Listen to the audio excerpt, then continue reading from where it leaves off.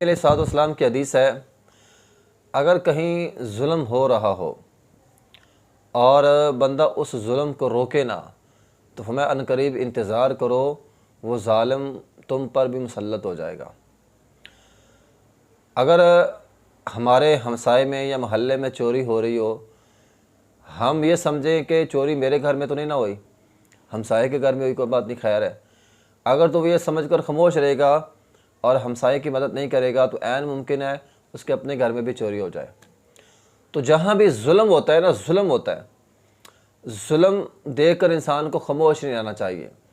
انسان کے اندر جتنی طاقت ہے ظلم کو روکنے کی کوشش کرے، اور پھر نبی علیہ الصلوۃ والسلام نے اس کی درجہ بندی بھی کی ہے۔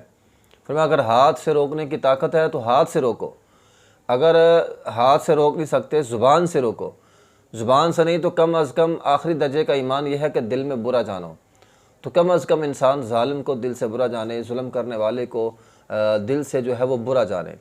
تو اگر انسان ظلم کرنے والے کو کم از کم دل سے برا جانے گا تو یہ آخری درجے کا اس کے اندر ایمان ہے، لیکن اگر وہ یہ کام بھی نہیں کرتا تو سمجھ لے وہ ایمان اس کے اندر ہے ہی نہیں۔ تو انسان ظلم دیکھ کر انسان کو خاموش نہیں رہنا چاہیے۔ ہمارے معاشرے میں ہوتا ہے، ہم ظالم کو سمجھا بھی سکتے ہیں، روکنے کی طاقت بھی ہوتی ہے، سمجھانے کی طاقت بھی ہوتی ہے، لیکن نہ ہم روکتے ہیں نہ سمجھاتے ہیں، ہم کہتے ہیں کوئی بات نہیں، خیر ہے، میرے ساتھ تو نہیں ہو رہا، اس کے ساتھ ہو رہا ہے۔ تو یہ جو بات ہے نا وہ غلط ہے۔ آج اس کے ساتھ ظلم ہو رہا ہے، تو خاموش ہے، کل کو کسی اور انداز میں تیرے ساتھ یہ ظلم ہوگا، پھر انسان کہتا ہے میری کسی نے مدد نہیں کی۔ جب تو کسی کی کر سکتا تھا تو نے نہیں کی، اب تیری کون مدد کرے گا؟ اس لیے انسان کو ظلم دیکھ کر خاموش نہیں رہنا چاہیے۔ وآخر دعوانا الحمدللہ۔